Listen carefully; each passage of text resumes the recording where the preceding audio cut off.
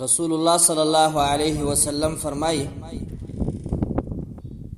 چې په روژې کې څلور شیان زیات کواس. دوه داسې دي چې هغه باندې الله جل جلاله خوشحالیږي، او دوه داسې دي چې هغه داغه نستاسو خلاصون نسته.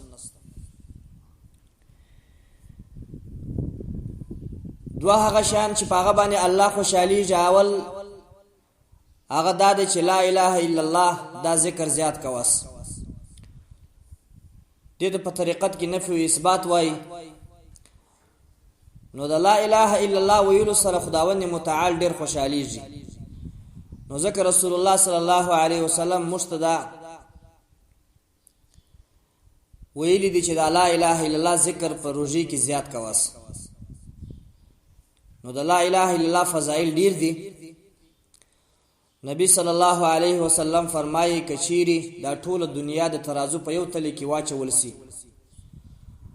او د لا اله الا الله د ترازو په بل تل کې واچول سي، نو د لا اله الا الله د تل چې کوم د بدرانه سي په بلی تلی باندې. نو د دې وجه رسول الله صلی الله علیه وسلم فرمایي چې د لا اله الا الله ذکر په روزي کې زیات کواس.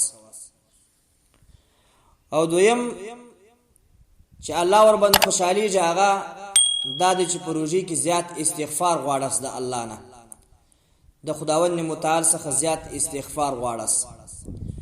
استغفر الله استغفر الله استغفر الله دا زیات وایس. په استغفار باندې خداوند متعال خوشحاليږي. دا استغفار یو داسې شی دی چې بدی کې عاجزی پرته وي، انکساری پرته وي، خشوع او عاجزی او تضرع پرته ده.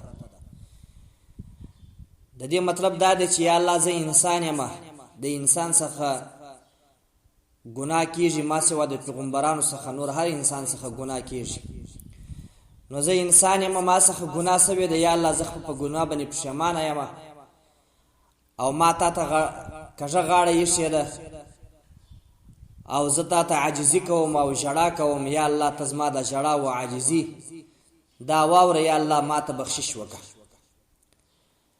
نو خداوند متعال ته چې په صدق سره توبه وباسي او په صدق سره استغفار ورپیش کړي، نو خداوند متعال غفور رحیم بخشون کوي، او الله عفو خوشوي، الله ته عفو محبوبه ده، نو خداوند متعال به بخشش درته کوي. نو ځکه نبی صلی الله علیه وسلم فرمایي طوبى لمن وجد فی صحیفته استغفارا کثیرا، خوشحالي دی وی هغه چا لره چې په عملنامې کې استغفار زیات نوشته وي. نو په دغه دواړو شانو باندې الله خوشحاليږي، یو په لا اله الا الله ویلو سره او بل په استغفر الله ویلو سره الله ډیر خوشحاليږي. او دریم سلام هغه شی چې هغه خلاصون نسته و انسان لره، هغه د نبی صلی الله علیه وسلم فرمایي چې د جهنم پناه غواړه او جنت غواړه د الله نه. نو دغه څلور شان پروژې کې زیات کول پکاري. په دوه شانو باندې الله خوشحاليږي چې هغه لا اله الا الله ده او بل استغفر الله ویل دي، او دوه شان داسې دي چې هغه خلاصون نسته و انسان او مسلمان لره، چې دا بغواړي خامخه چې یو دا دی چې جنت بغواړي او بل دا دی چې جهنم او پناه غواړي.